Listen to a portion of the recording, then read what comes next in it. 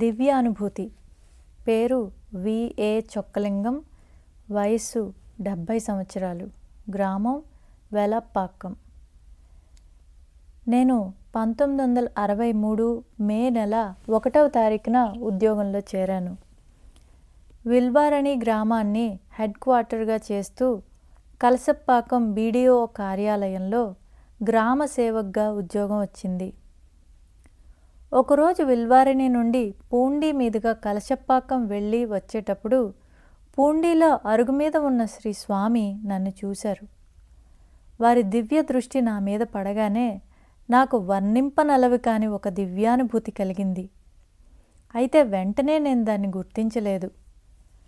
ఆనాటి రాత్రి నేను గదిలో వంట చేసుకుంటున్నప్పుడు నా ఇరుగు పొరుగువారు శ్రీ పూండి స్వామి మహిమలను గూర్చి ఎంతో భక్తి ప్రేమలతో మాట్లాడుకోవడం వినిపిస్తున్నది. నేను ఆ మాటలను ఆసక్తిగా వింటున్నాను.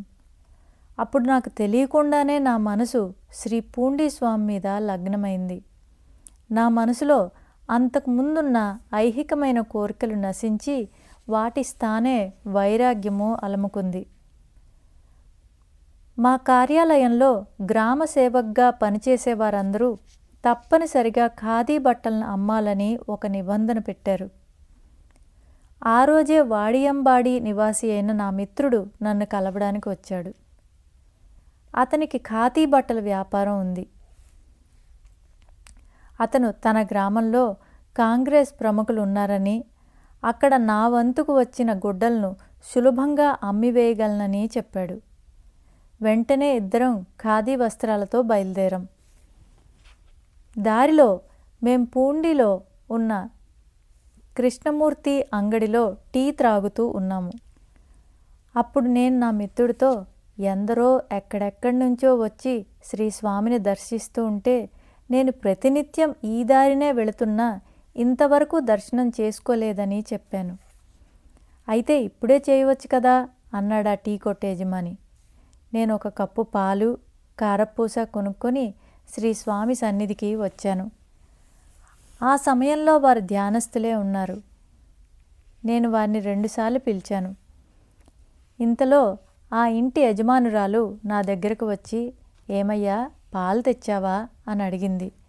నేను అవును అనగానే ఆమె ఒక పాత్రని తెచ్చి నాతో ఆ పాత్రలో పాలు పోయమని, తను శ్రీ స్వామికి నేనిచ్చినట్లు చెప్పి ఇస్తానని చెప్పింది. నేను పాలతో పాటు కారపూస కూడా ఆమెకిచ్చి వెనుదిరిగాను.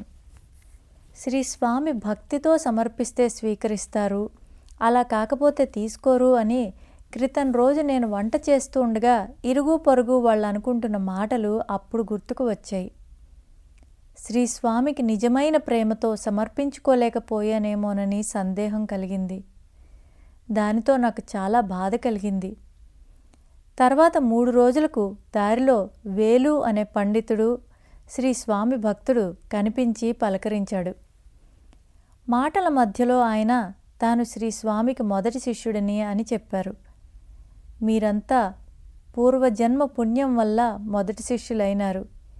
ఈ జన్మకు నాకు అదృష్టం లేదని బాధతో అన్నాను. నా వేదనను గమనించి ఆయన ఎందుకు అలా బాధపడుతున్నావని అడిగారు. 3 రోజుల క్రితం శ్రీ స్వామిని దర్శించిన విషయం చెప్పి అక్కడ జరిగినదంతా ఆయనకు వివరించాను. అప్పుడు ఆయన నన్ను తన దగ్గర కూర్చుండబెట్టుకొని ఎంతో బుజ్జగిస్తూ, జ్ఞానం అంటే ఒక జన్మలో వచ్చేది కాదు, ఎన్నో జన్మల పుణ్యఫలం వల్ల అది సుసంపన్నమవుతుంది. నువ్వు అడగగానే నాకు ఇవ్వడానికి జ్ఞానం అంటే వంకాయ, టెంకాయ, మామిడికాయ కాదు, ఎవరికి వారు కష్టపడి సంపాదించుకోవాల్సిందే. ఎవరికైనా సరే వారి కష్టానికి తగినట్లు ఫలితాన్ని అందిస్తారు శ్రీ స్వామి. మనం చేసుకున్న పుణ్యం ఈ జన్మలోనే ఫలప్రదం కావాలని అనుకోకూడదు. మనకు ఆ ఫలం దొరకవలసి ఉంటే నీవెక్కడ ఉన్నా నీకు లభిస్తుంది.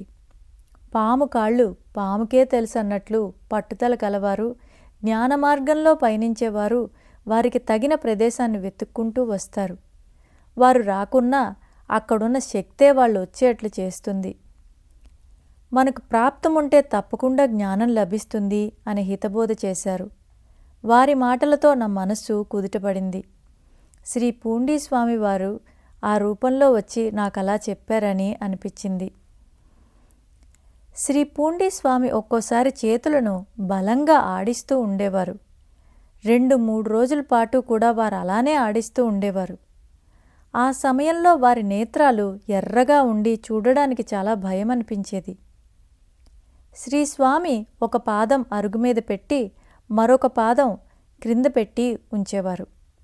ఆ పాదం బాగా వాచి చర్మం చిట్లి చీమలు కొరికి పుండ్లు పడి పగుళ్ళ నుంచి చీము రక్తము స్రవిస్తూ ఉండేది. చీమలు దోమలు ముసురుతున్నా శ్రీస్వామి వాటి గురించి ఎప్పుడూ పట్టించుకోలేదు. వారికి దేహస్ఫురణ అనేది లేదు. విల్వారణిలో ప్రతివారం జరిగే లెప్రసీ క్యాంపుకు వచ్చే డాక్టర్లలో ఒక డాక్టర్ వచ్చి శ్రీస్వామిని దర్శించుకున్నాడు. అతను శ్రీస్వామి పాదం శుభ్రం చేసి మందు వేస్తానని వారి పాదం మీద తన చేయి పెట్టబోయే లోపలే వాటిని ముట్టుకోవద్దు, మన ఆకలికి మనం తింటున్నాం కదా, వాటి ఆకలికి అవి తింటున్నాయి, మీ పని మీరు చూసుకొని వెళ్ళండి అని అన్నారు శ్రీస్వామి. వేలూరులో ఒక స్త్రీ మనశ్శాంతికై ఎందరో మహాత్ములను దర్శించింది. ఆమెను అందరూ వేలూరమ్మ అనేవారు. తన ఉపాసనా దైవమైన శ్రీ మీనాక్షి అమ్మవారిని ఆశ్రయించింది. అయినా ఆమెకు మనశ్శాంతి లభించలేదు. ఒకరోజు స్వప్నంలో ఆమెకు ఒక అశరీరవాణి నిద్ర కాని నిద్రలో కలిగే ఆనందానుభవమే నిజం చూడు అని వినిపించింది. ఆమె తన శిష్యుడైన విల్వనాథంతో స్వప్నం గురించి చెప్పి తనకి ఏమి చేయాలో ఏమీ పాలుపోవటం లేదని బాధపడింది. అప్పుడు విల్వనాథన్ పూండిలో ఒక గొప్ప మహాత్ములు ఉన్నారని, తాను ఆ ముందటి రోజే వారిని దర్శించుకున్నానని చెప్పాడు. ఆమె ఆ మహాత్ముని దర్శనానికి వెళ్ళడమా వెళ్ళకపోవడమా అనే సంశయంలో పడి తన కులదైవమైన మలయనూరు ఆదిపరాశక్తిని తనకు ఒక మార్గం చూపమని ప్రార్థించింది. ఆ రోజు రాత్రి ఆమెకు స్వప్నంలో శుభసూచకంగా పూజా సామగ్రి దర్శనమివ్వడంతో ఉదయమే శ్రీస్వామి దర్శనానికి వెళదామని నిశ్చయించుకుంది. శ్రీస్వామికి వంట చేసి తీసుకొని భర్త కుమార్తె వెంట రాగా తన శిష్యుడైన విల్వనాథన్ను తోడు తీసుకొని పూండీకి వచ్చింది. పూండీలో శ్రీస్వామి సన్నిధికి చేరి, స్వామి మీ భృత్యురాలను పాదపూజ చేసుకోవాలని వచ్చాను అని ప్రార్థించింది. శ్రీస్వామి మంచిది అని ఆశీర్వదించారు. ఆమె శ్రీస్వామి పాదాలను ఒక పళ్ళెంలో ఉంచి అభిషేకించి ఆరతి ఇచ్చి శ్రీస్వామినే చూస్తూ తన్మయత్వంతో మైమరచి అలా నిలబడిపోయింది. శ్రీస్వామికి అభిషేకం చేయగా కొద్ది పాలు ఇంకా మిగిలాయి. శ్రీస్వామి ఆ మిగిలిన పాలవైపే చూస్తున్నారు. విల్వనాథన్ వేలూరమ్మతో, శ్రీస్వామి పాలపాత్ర వైపు చూస్తున్నారు, త్రాగుతారేమోనమ్మా అన్నాడు. వేలూరమ్మ పాలు శ్రీస్వామికి ఇవ్వగానే వెంటనే త్రాగేశారు. ఆమె వారికి తాను తెచ్చిన భోజనం తినిపించింది. అదే సమయంలో శ్రీస్వామి మలమూత్ర విసర్జన చేశారు. వారి మలమూత్రాల్లో కొంత వారి పాదాలు కడిగిన పళ్ళెంలో పడింది. ఆమె ఏమాత్రం ఏహ్యభావం లేకుండా మలమూత్రాల్ని తీసి శుభ్రపరిచింది. శ్రీస్వామి పాదాలను పళ్ళెం నుంచి తీసి ఆ పళ్ళాన్ని శుభ్రం చేయాలనుకుంటున్న తరుణంలో 40 సంవత్సరాలుగా కష్టపడి సంపాదించిన ఆస్తి ఇది అన్నారు శ్రీస్వామి. వారి మాటలతో ఆ తీర్థం శ్రీస్వామి తనకిచ్చిన ప్రసాదమని అర్థమై ఆమె ఆ మొత్తం తీర్థం త్రాగేసింది. వెంటనే శ్రీస్వామి త్రాగావా అని, వదులుకున్న బంధం కలుపుకున్నావా అని అడిగారు. వేలూరమ్మ అవును స్వామి అని, మీ భక్తురాలు కడతేరే మార్గం ఏదైనా ఉందా అని అడిగింది. వారు ఉంది అన్నారు. ఆమె సెలవు తీసుకొని కొద్ది అడుగులు వేసి శ్రీస్వామి కుడిచేయి కనిపించకపోవడంతో మళ్ళీ వెనుదిరిగి వచ్చి, స్వామి మీ ఎడమ చేయి ఉంది, కుడిచేయి లేదే అని అడిగింది. అది వారి తండ్రి ఉన్నప్పుడు పక్షవాతం వచ్చి పడిపోయింది అన్నారు శ్రీస్వామి. వేలూరమ్మ గుంజకు వెనుకనున్న శ్రీస్వామి చేతిని చూచి, ఇదిగో ఉన్నది స్వామి అని, నేను చేతిని తీసి సరిగా పెట్టనా అని అనగానే శ్రీస్వామి నీకు చేతనైతే అలాగే చెయ్యి అన్నారు. అప్పుడు వేలూరమ్మ శ్రీస్వామి కుడి చేతిని సరిగా పెట్టాలని ఆ చేతిని పైకెత్తబోయింది. చాలా రోజుల పాటు శ్రీ స్వామి తన చేతిని కదిలించగా అలానే ఉంచడంతో చేతి చర్మం అరుగుకు అతుక్కుపోయింది. ఆ చేయి పైకి రాలేదు. వేలూరమ్మ బలవంతంగా చేయిని పైకి లాగింది. దానితో అరుగుకు అంటుకుపోయిన చేతి చర్మం ఊడి చెయ్యి గాయమై రక్తసిక్తమైంది. వేలూరమ్మ వెంటనే గుడ్డ తెచ్చి శ్రీస్వామి చేతిని ఆ గుడ్డపై ఉంచి శుభ్రపరిచింది. ఆమె ఆ గాయాన్ని చూసి తట్టుకోలేక, నన్నెందుకిలా పరీక్షిస్తున్నారు, ఇంక నేను చూసి భరించలేను స్వామి అని విలవిల్లాడింది. తర్వాత శ్రీస్వామి వద్ద సెలవు తీసుకొని వెనుకకు బయలుదేరింది. తర్వాత ఆమె మరొకసారి శ్రీ పూండి స్వామి దర్శనార్థం వచ్చినప్పుడు ఊది కుంకుమలను 3 మూకిళ్లలో పోసి శ్రీస్వామి ముందుంచి వారి దర్శనార్థం వచ్చే భక్తులకు ఊది కుంకుమలను వారి స్వహస్తాల్లో ప్రసాదించి భక్తులను అనుగ్రహించవలసిందిగా ప్రార్థించింది. ఆ రోజు నుండి శ్రీస్వామి ఊది కుంకుమలను తమ భక్తులకు ప్రసాదించడం ప్రారంభించారు. ప్రతి ఏటా తైపూసం రోజున వడలూరులోని శ్రీ రామలింగస్వామి సన్నిధిన అన్నదానం జరుగుతుంది. 1965వ సంవత్సరం తైపూసానికి వేలూరమ్మ శ్రీ పూండి స్వామి సన్నిధిలో ఉంది. శ్రీ స్వామిని వదిలి వడలూరుకు వెళ్ళడానికి ఆమె మనస్సు అంగీకరించలేదు. అందుకని శ్రీ స్వామి సన్నిధిలోనే తన శక్తి మేరకు అన్నదానం చేయాలని తలచింది. అక్కడి భక్తులు తమకు తామే స్వచ్ఛందంగా ఇచ్చిన పైకంతో మొదటిసారిగా తైపూసం రోజున అన్నదానం చేశాము. మరుసటి సంవత్సరం చందాలు వేసుకుని తైపూసం జరుపుకోవాలి అనుకున్నాము. శ్రీ స్వామి సన్నిధికి చేరి వారిని ఈ సంవత్సరం తైపూసం ఇంకా బాగా జరుపుకోవాలనుకుంటున్నామని శ్రీ స్వామి అనుమతించాలని కోరుకున్నాము. వారు చందాలు అడగవద్దు అని చెప్పి, అదంతా ఏమీ వద్దయ్యా, వచ్చేదాన్ని పెట్టుకొని చేద్దాం అన్నారు.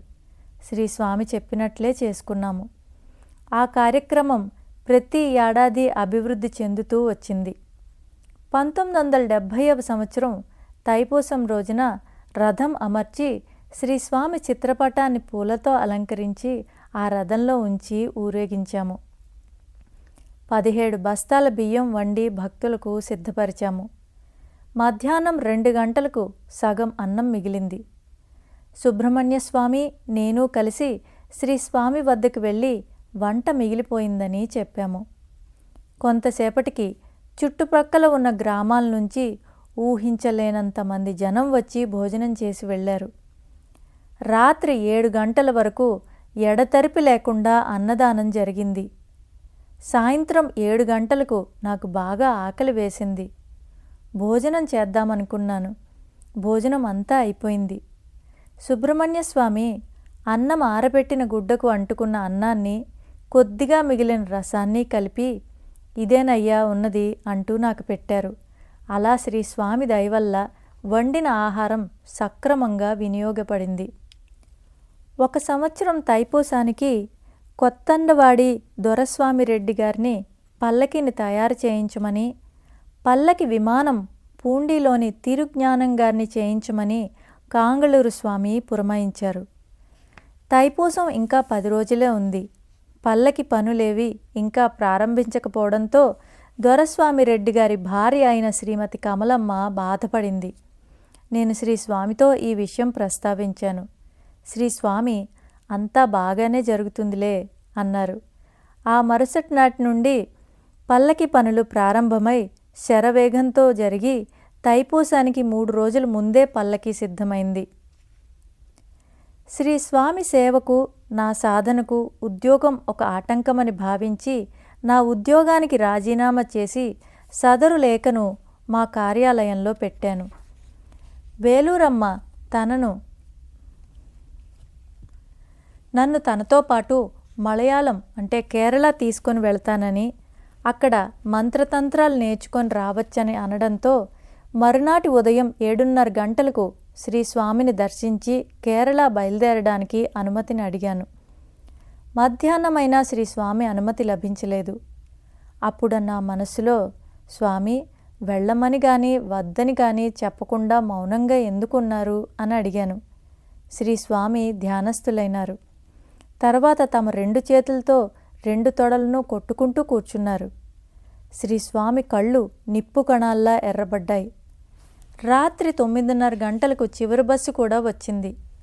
దానిలో నుండి వేలూరమ్మ దిగింది. ఆమె శ్రీస్వామిని దర్శించుకొని వారికి భోజనం తినిపించి హారతి ఇచ్చిన తర్వాత అక్కడే నిలబడి ఉన్న నన్ను చూసి, ఇక్కడ లేనిది అక్కడికెళ్ళి ఏం నేర్చుకోబోతున్నావు అని అడిగింది. నేను మలయాళం వెళ్ళి మంత్రతంత్రాలు నేర్చుకోవాలని, భగవతీ ఆలయాన్ని దర్శించుకోవాలని ఆమె నాకు చెప్పి ఇప్పుడిలా మాట్లాడడం చూసి నేను నివ్వెరపోయాను. మర్నాడు వేలూరమ్మ శ్రీస్వామికి పూజ చేసి వంట చేసి శ్రీస్వామికి తినిపించింది. శ్రీస్వామి భుక్తశేషాన్ని నాకు కొద్దిగా పెట్టి తాను కొద్దిగా తిని బయలుదేరి తన గ్రామానికి వెళ్ళిపోయింది. నేను శ్రీస్వామి సన్నిధిలో నిన్న జరిగిన సంఘటనలను నెమరువేసుకుంటూ వారినే చూస్తూ నిల్చున్నాను. అప్పుడు సమయం ఉదయం 7:30 గంటలైంది. ఆ సమయంలో కొందరు ఆ దారిలో వెళుతున్నారు. శ్రీస్వామి వాళ్లను చూస్తూ కంటి రెప్పలు మూస్తూ తెరుస్తూ ఉన్నారు. శ్రీస్వామి అలా చేయడం చూసి వారు వెళ్లకుండా అక్కడే ఆగిపోయారు. వారితో శ్రీస్వామి, ఏమయ్యా, ఈ కాలంలో ఉద్యోగం దొరకడం అంటే కుందేటి కొమ్మే అయిపోయింది. దొరికిన ఉద్యోగానికి రాజీనామా చేయాలని చూస్తున్నారయ్యా అన్నారు. ఆ మాటలు శ్రీస్వామి వాళ్ళకే చెబుతున్నారనుకొని నేను అక్కడున్న వారి వైపు చూశాను. వాళ్ళంతా వ్యవసాయదారుల్లా ఉన్నారు. అప్పుడు శ్రీస్వామి నా గురించే అలా చెప్పారనిపించింది. రాజీనామా లేఖ ఇచ్చినట్లు నేనెవ్వరితో ప్రస్తావించలేదు. వెంటనే నేను చేసిన పొరపాటును దయతో మన్నించమని శ్రీస్వామిని మనసులోనే వేడుకున్నాను. వెంటనే శ్రీస్వామి, ఆ గోడ లేకుండా చిత్రం వేయలేమని చెప్తున్నాను అన్నారు. ఒకరోజు ఉన్నట్లుండి కలెక్టర్ మా కార్యాలయానికి తనిఖీ చేయడానికి వచ్చారు. నేను ఆ రోజు ఆఫీస్కి వెళ్ళలేదు. అసలు కలెక్టర్ వస్తారన్న విషయమే నాకు తెలీదు. మర్నాడు నేను ఆఫీస్కి వెళ్ళగానే నా మిత్రుడు, కలెక్టర్ మీటింగ్ అయిపోగానే పిలుస్తున్నా పట్టించుకోకుండా అలా వెళ్ళిపోయావేం అన్నాడు. అతని ప్రశ్నకు నేను ఒక్కసారి బిత్తరపోయాను. నా రూపంలో శ్రీస్వామే వచ్చి నన్ను ఆ గండం నుండి తప్పించారని గ్రహించాను. వారికి నాపై గల ప్రేమకు ఉప్పొంగిపోయాను. శ్రీ పూండీస్వామి సమాధి చెందే ముందు రోజు నాకు స్వప్న దర్శనమిచ్చారు. ఆ స్వప్నంలో వారు అరుగుమీద కనిపించలేదు. నేను శ్రీస్వామి కోసం వెతుకుతూ ఉండగా సమీపంలో ఒక పూరింటి అరుగుపై కూర్చొని నన్ను దగ్గరకు రమ్మని సైగ చేసి చెప్తున్నారు. నేను వెళ్ళి వారికి సాష్టాంగ నమస్కారం చేసుకున్నాను. ఆ తర్వాత నేను ఒక పేద కుటుంబాన్ని శ్రీస్వామికి చూపించి వారిని కాపాడమని కళ్ళతోనే చెబుతూ వేడుకుంటున్నాను. శ్రీస్వామి సరే అన్నట్లు అనిపించింది. అలా శ్రీస్వామి నాకు తాము సమాధి చెందుతామని ముందే సూచించారు. 1980వ సంవత్సరం నుండి ఒక కుటుంబం కోసం 20 సంవత్సరాలు కష్టపడ్డాను. ఇప్పుడు నేను శ్రీస్వామి అనుగ్రహంతో వారి సేవలో, స్మరణలో నా జీవితాన్ని ఎంతో ఆనందంగా గడుపుతున్నాను.